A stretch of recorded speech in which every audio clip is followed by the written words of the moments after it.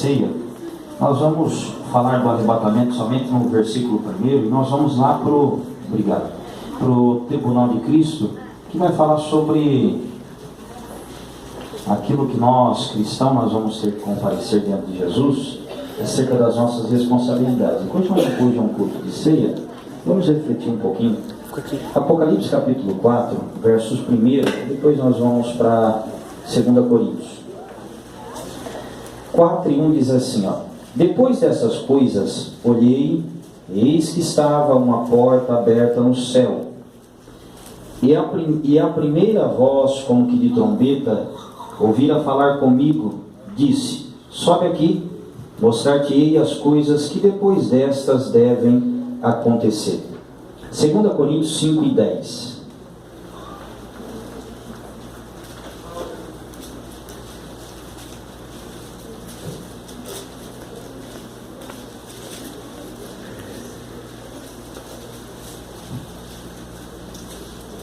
Amém? Porque todos devemos comparecer ante o tribunal de Cristo, para que cada um receba segundo o que tiver feito, por meio do corpo, ou bem ou mal. Ou seja, por meio do corpo, se fizermos coisas boas ou coisas malas. Amém? Tome assento. De detalhar tudo sobre o capítulo 4, porque o tempo não vai nos deixar. Mas vou falar só algumas coisas importantes do versículo 1. Lembra que nós estávamos estudando acerca do livro do Apocalipse? Quando nós chegamos no capítulo 4, ele é a terceira parte do livro do Apocalipse, porque ele é dividido em 3 partes.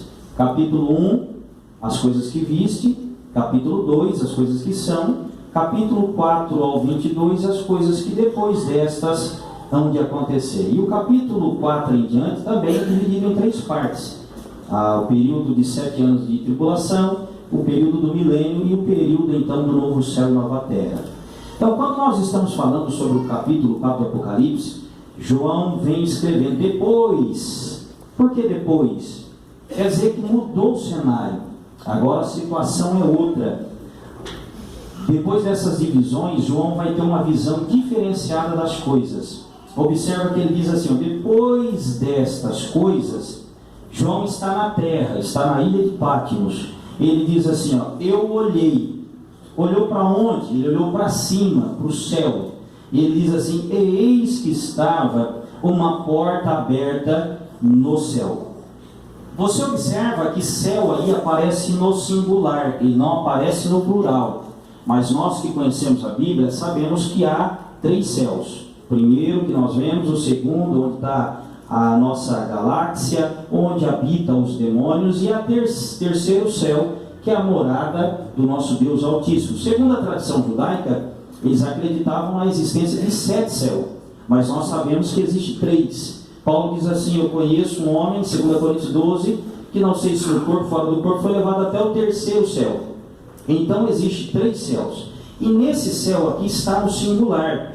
274 ocorrência está no singular. Só uma vai aparecer na Bíblia, que é Apocalipse 12:2, no plural. Por quê? Todas as revelações concernentes ao céu, João está dizendo assim, eu tenho um objetivo. Eu não quero falar sobre esse céu que nós vemos. Eu não quero falar sobre o céu da Via Láctea, a morada dos demônios, onde habitam os principados e potestades. Eu não quero falar sobre esse céu. Eu quero falar sobre aquele céu que todo homem deve desejar estar com Cristo. Então todas as revelações será do céu, da morada do Deus Altíssimo. E essa descrição do céu, você observa que Paulo foi proibido de falar do céu, ele não pôde falar. Algumas pessoas teve a visão desse céu atmosférico até a morada de Deus, do Deus Altíssimo. Estevão, quando está sendo apedrejado, ele diz, eis que vejo o céu aberto, o Filho do homem em pé à direita do Pai. Algumas pessoas, Isaías viu o céu aberto, Daniel teve essa revelação, mas você há de observar comigo, que Paulo também, que foi levado ao terceiro céu, nenhum deles puderam detalhar o que tem lá no céu. Paulo diz, eu conheço esse homem que foi levado até o terceiro céu, porém vai dizer, e vi coisas que não convém ao homem contar. Por que não? A Paulo estava proibido essa revelação, ele não podia dizer, porque essa revelação estava reservada para que o apóstolo João, ao entrar pela porta, que nós vamos falar, ele pudesse descortinar o véu acerca da revelação de Jesus Cristo. Então, por isso que ele diz: eis, eu olhei para o céu, e eis que estava uma porta aberta no céu. Então, observe uma coisa, que essa porta que está no céu aí, é aquela porta que Jesus tanto falou, que a porta é estreita e apertado é o caminho que conduz à salvação. E essa porta no céu, você vai observar que quando João vai falar sobre ela, existe antes dela, existe duas portas. Existe a porta da pregação, que está lá em Apocalipse 3:8, eis que coloca uma porta aberta diante de ti, que vem esses pregador da teologia da prosperidade, que está dizendo que Deus vai abrir uma porta para você, mas não é sobre essa porta de prosperidade. O texto está falando sobre porta para evangelização, porque viviam em perseguição, não poderiam pregar o evangelho. Jesus está dizendo: não, eu vou botar uma porta, esse evangelho será pregado em todo canto, vai atingir o Brasil, e muitas almas lá vão se aceitar a mim, lá em Santa Catarina, Balneário Camboriú. E essa porta, nós vamos ver também em Apocalipse 3:20, que é a porta do coração do homem, lá na igreja de Laodiceia. Então observa que eles estão em um culto reunido, estão cantando, estão tendo pregação, de repente o porteiro está lá na porta, e a porta está fechada, e alguém está batendo, dizendo assim: deixa eu entrar. Mas eles estão tão envolvidos na religião, na adoração, que não é de Deus. Obrigado. Porque Jesus não estava ali no culto em Laodiceia, Jesus querendo entrar para que ele fosse adorado, mas ninguém deixava ele entrar. E ele dizendo: eu estou à porta, eu quero entrar. Aí nós perguntamos: quem que eles estavam cultuando naquele culto de Laodiceia? Quem que eles estavam adorando no culto de Laodiceia? Que é o último tempo que o Espírito Santo vai trabalhar na igreja. Quem era o centro da adoração? Se eles estavam dentro da igreja, se eles estavam adorando, mas o Senhor da adoração estava do lado de fora. E essa porta que Jesus vai falar, não é a primeira, que é a porta da pregação, não é a porta do coração do homem, mas é a terceira, a porta da revelação. E ele diz assim: eis que uma porta estava aberta no céu. E a primeira voz, que está lá em Apocalipse 1:10, que é a voz de Jesus, que comigo falava como voz de trombeta. Você vai observar que em 1 Tessalonicenses fala a voz de trombeta, o brado do arcanjo e o alarido, que vão soar. Alarido é para os mortos, o brado do arcanjo é para o judeu, e a trombeta é para o gentil, que somos nós, né? Tudo isso vai soar. Paulo vai dizer, como no momento abrir e fechar de olhos ante a última trombeta. Quando essa trombeta soar, os mortos já foram, porque eles vão primeiro do que nós. Paulo diz assim: e nós não anteciparemos aqueles que já dormem no Senhor. Eles irão primeiro e nós seremos transformados no momento de abrir e fechar de olhos. Então encontraremos lá com o Senhor. E diz a Bíblia assim, ó: sobe aqui e mostrar-te-ei as coisas que depois desta devem acontecer. Ele diz: logo foi arrebatado o Espírito. Não podemos confundir aqui o Espírito Santo, não tem nada a ver com o Espírito aqui. Pneuma humano aqui, é o Espírito do homem, é Deus arrebatando o sentimento do homem, levando ele numa dimensão superior. É como se Deus pegasse João e levasse na maior montanha que pudesse existir, e lá Deus mostrasse toda a história da humanidade. João começasse a escrever. E diz lá: e logo foi arrebatado em espírito, e eis que um trono estava posto no céu, e um assentado sobre ele, que é o Pai. Então aqui nós vamos falar sobre o arrebatamento. A partir desse versículo, por que nós vamos entender que aqui o arrebatamento da igreja, ainda que o texto não diz, o texto não fala nada sobre a igreja. Então há algumas vertentes que entendem que não é o arrebatamento da igreja. Por que entendemos assim? Porque a partir desse momento, nós não veremos mais a igreja. A igreja vai desaparecer a partir do capítulo 4. Esse nome igreja, eclésia do grego, nós não vamos ver mais. Vai passar o capítulo 5, 6, 7, 8, 9. Nós só vamos encontrar esse termo agora lá no capítulo 22 e verso 16. E nesse período está a tribulação. Então, se a igreja não apareceu, Jesus está dizendo: porque guardaste a minha palavra, eu guardarei também na hora da tentação, na hora da provação. Então entendemos que aqui saiu a igreja. Agora Deus vai virar o seu calendário para o povo judeu. E nós vamos falar um pouquinho sobre esse arrebatamento, que eu não vou nem entrar muito em detalhe aqui, que não vai dar tempo, devido ao nosso tempo. E uma coisa que nós vamos aprender acerca do arrebatamento, que eu quero só sintetizar bem rápido, nós já vamos para o tribunal, que após o arrebatamento, o que vai acontecer? Os mortos ressuscitaram. Quando nós ouvirmos a trombeta, os mortos já ouviram o alarido, e eles já estão com o Senhor, e nós estamos sendo transformados no momento de piscar de olhos, e vamos encontrar com o Senhor nas nuvens. Diz a Bíblia que nesse momento, o mundo vai estar perplexo, porque onde que está o povo? O mundo vai virar um caos. E nós vamos aprender que a partir desse momento, o cenário se divide em duas histórias. Enquanto João está tendo essa revelação do capítulo 4, ele está no céu. Ele vai ficar lá até o capítulo de número 9. Quando chegar no primeiro versículo do capítulo 10, João já está na terra de novo. Ele está tendo uma visão do anjo que desce. E nesse momento, a igreja do Senhor Jesus, nós que formos salvos em Cristo, que permanecermos até o fim, diz a Bíblia que nós então vamos nos comparecer diante um tribunal de Cristo, que é o texto que nós lemos. Quem pode ler de novo para nós? 2 Coríntios 5:10.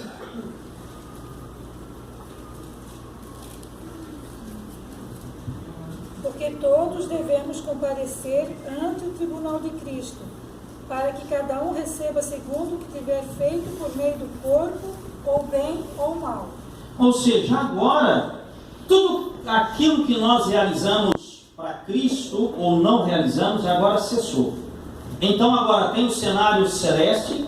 Observa que agora todo aquele trabalho da igreja, que Jesus está no meio, está divertindo a igreja, cessou. Agora o mundo está em caos. Só quero abrir um parênteses aqui. Vamos ficar aqui na terra primeiro, depois nós vamos subir. Há uma divergência de pensamento acerca do arrebatamento, que algumas pessoas chegam a pensar que o arrebatamento, Jesus vai arrebatar todas as crianças da face da terra, todas elas vão ser levadas para o céu. Tem muitas pessoas que têm esse pensamento que, sendo criança, Jesus vai levar embora. Sendo criancinha de colo, Jesus vai levar. Não temos base bíblica para afirmar isso. Não podemos dizer. Por quê?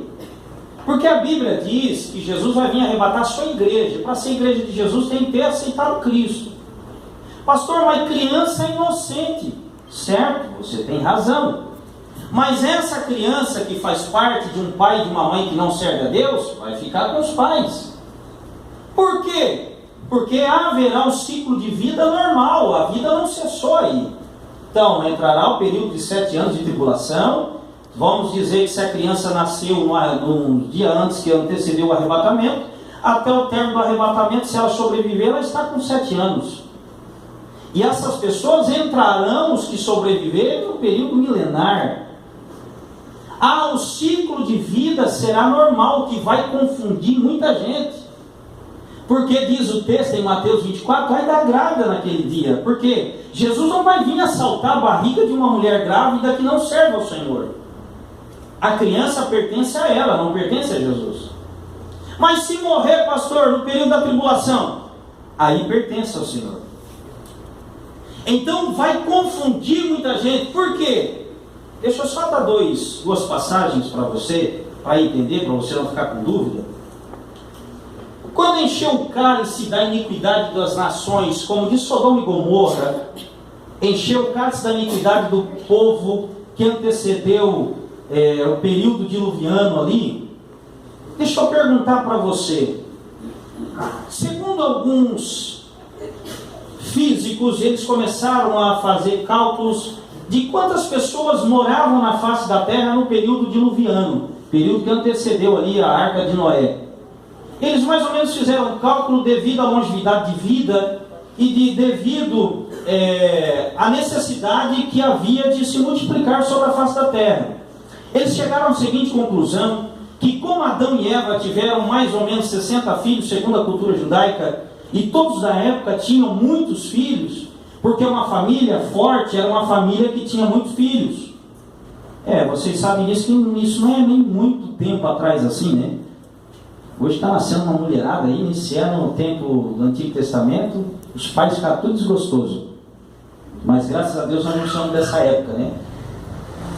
E nesse período que Noé pregou, segundo o cálculo que eles fizeram, devido a 100 anos que Noé começou a pregar, esse período diluviano que deu desde Adão ao dilúvio foi um período de 1656 anos, mais ou menos 4 milhões de habitantes. Agora porque a gente pensa que morreu uma regiãozinha ali, né? Um povinho ali que morreu. 8 foram salvas, mas morreu uns 30 para o lado de fora da arca. Nós temos a mentalidade de pensar assim, mas segundo os 1656 anos, como eles não tinha televisão na época e eles faziam bastante filho, foi mais ou menos aí 4 milhões de pessoas, porém, se salvou quantos? 8. E deixa eu fazer uma pergunta para você. Aonde que foi parar as crianças da época? Tinha criança na época? Tinha. E aonde que elas foram? Por que elas não foram colocadas dentro da arca? Por quê? Aonde que estão as crianças das 2 cidades, que eram um conjunto de 5, de Sodoma e Gomorra, quando Deus resolveu destruir, ali eram 5 cidades principais, o qual se destacava Sodoma e Gomorra? E aonde que estão as crianças quando todo mundo foi destruído pelo fogo da ira de Deus? E há um arrebatamento que vai confundir, que as pessoas vão olhar e dizer, não, mas tem criança aí. Então não foi, como que tem criança? Eles são inocentes. Deus não podia, tudo bem, eu sou pecador, mas essa criança, por que Deus não levou? Porque Deus não vai intervir a vida natural do homem. Se ela morrer na tribulação, pertence ao Senhor. Se não morrer, entrar no período milenar, tem que aceitar a Cristo para obter a salvação. E quando todo esse período de arrebatamento, o mundo em caos, nós estamos no tribunal de Cristo. E é sobre ele que nós vamos falar. Terça-feira que vem, aí eu entro na parte terrena, nós vamos falar sobre a abertura dos selos. Quando ocorrerá esse julgamento então? Então entenda, saímos daqui, primeira coisa, vamos para o julgamento. A Bíblia diz que o julgamento começará pela casa. O julgamento o julgamento de Jesus começará por nós. Só que esse julgamento não é condenatório, como o julgamento do grande trono branco que vai aparecer em Apocalipse do 20 para frente. Esse acerto de conta, esse tribunal, ele tem uma função. É para que Jesus venha galardoar todos aqueles que professaram com a sua boca e creram no coração que Ele é o Senhor da nossa vida. Então, quando nós saímos daqui no raptare, ser levado rapidamente, com força, nós vamos já se comparecer diante de um juiz, diante de um tribunal, que do grego quer dizer bema. É como se nós estivéssemos em uma plataforma, um enfileirado ao lado do outro, esperando Jesus julgar a nossa causa e no final do julgamento dizer, você merece isso, recebe o teu galardão. E nesse julgamento aí que nós vamos passar, o que será julgado? Será julgado as nossas obras. Alguém abre para mim 1 Coríntios capítulo 3. Vamos ler somente esse texto, porque não vai dar para nós ficar lendo tudo. Meu Deus, a hora já. 1 Coríntios capítulo de número 3. Quem achar, lê bem alto para nós aí. Do versículo de número 11 ao versículo de número 15. Porque ninguém pode por outro fundamento, além do que já posto, o qual é Jesus Cristo. E se alguém sobre este fundamento formar um edifício de ouro, prata, pedras preciosas, madeira, feno e palha, a obra de cada um se manifestará. Na verdade, o dia a declarará, porque pelo fogo será descoberto. E pelo fogo provará qual seja a obra de cada um. Se a obra que alguém edificou nessa parte permanecer, esse receberá galardão. Se a obra de alguém se queimar, sofrerá perda, mas o tal será salvo, todavia, como pelo fogo. Ou seja, pastor, a salvação depende da obra? Não. Pela graça sois salvo mediante a fé. Isso não vem de vós. Nada do que tu fizer, tu vai ser salvo. Nada. Tu pode ganhar todo mundo para Jesus, mas nem isso te coloca no céu. A salvação é um dom gratuito de Deus, através da nossa humilhação aos pés de Cristo. Tem algumas entidades aí que vivem de assistência social. Só que isso não é o forte, não adianta nada. Tem que aceitar Jesus, tem que participar, tem que fazer o memorial em memória dele, daquilo que ele fez, porque só Jesus é o acesso. Mas só que as obras, elas não salvam ninguém ou alguém. Só que a obra é o veículo condutor para mim receber o meu galardão. Então, quando eu for para o tribunal, o julgamento de Deus cairá sobre o quê? Sobre as minhas obras. E o texto diz assim, que há 6 tipos de material, o fundamento está posto. Por isso que a vida particular é tua. Você tem que cuidar daquilo que tu faz para Jesus. Nós simplesmente orientamos, mas a decisão é tua. Se tu quer construir a tua casa com madeira, não tem problema, pode construir. Pastor, eu quero construir com feno, também não tem problema. Palha, tranquilo. Aí se alguém, não, eu quero construir com ouro, beleza. Sabendo que você não vai escolher o teu galardão. Eu não posso chegar lá no céu e dizer, Senhor, deixa eu ver, quantos tipos de galardão o Senhor tem ali? Eu tenho 5. Vamos falar sobre as 5 coroas. Eu quero esse aqui. Não. O fogo vai determinar, olha o que vai determinar o que tu vai poder receber. Deus vai pegar tudo aquilo que você fez, vai estar diante de ti lá. Apocalipse 10 ou 11 diz que as nossas obras nos seguirão após a morte. Ela vai conosco. E o fogo de Deus, lembra lá em Apocalipse capítulo 1, que ele tem os olhos como chama de fogo, que é justiça, ele vai julgar, e os olhos dele penetram até a divisão da nossa alma. Os olhos de Jesus penetram no oculto do coração do homem. E o fogo da justiça de Deus vai determinar, quando cair sobre as nossas obras. Eu posso até ser um pastor, mas quando o fogo da justiça de Deus cair sobre a minha vida, às vezes para mim não sobra nenhum galardão. É mole um negócio desse? Aí está aí o Osmar, não é pastor, cuida das crianças, faz um trabalho, vem o fogo da ira de Deus provar as obras dele, e ele receberá galardões, ou um galardão. Por quê? Por isso, irmão, que não importa a tua estatura aqui, mas o que importa é a tua estatura lá. Por isso que Jesus disse, tu quer ser maior lá, ou seja, tu quer receber um maior galardão lá, então seja menor aqui. É o inverso. E diz a Bíblia, que não vai dar para ler tudo, né? Então esse julgamento cairá sobre as nossas obras, para que nós venhamos receber galardão. Mas eu venho perguntar para mim responder, e não vai dar para ir muito mais longe, eu não quero deixar os irmãos também embora muito tarde. Por meio do que, pastor, essas obras são realizadas? Se as obras não trazem salvação, o fogo cairá sobre as minhas obras, mas por meio do que eu realizo a minha obra? Quem sabe? Quem sabe dizer assim, por meio do que você realiza as suas obras?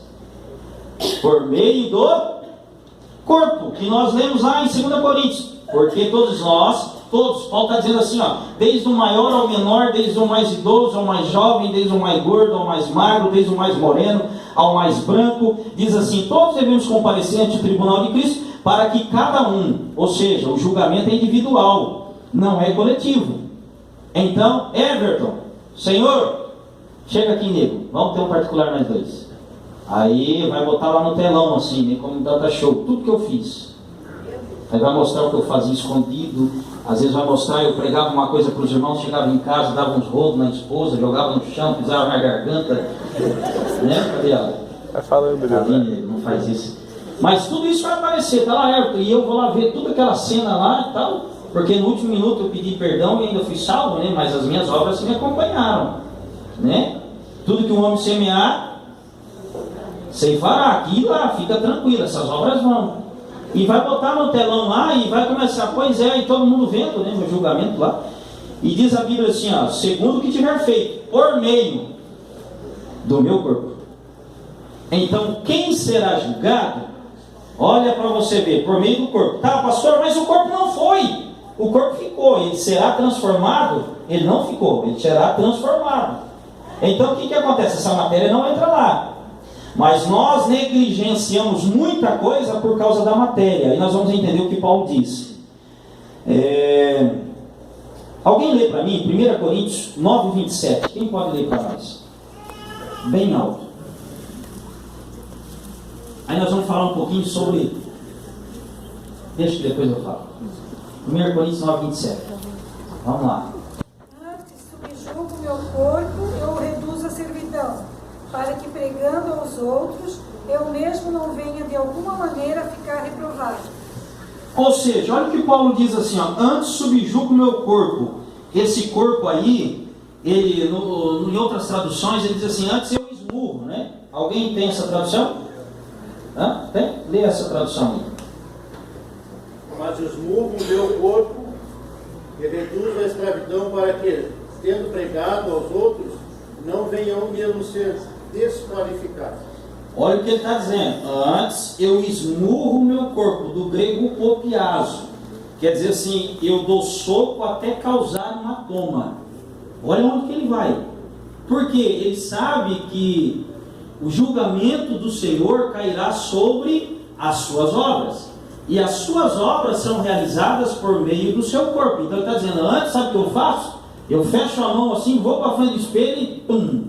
Eu causo hematoma. Por quê? Aí ele vai dizer assim, ó, pelo corpo para não perder a recompensa.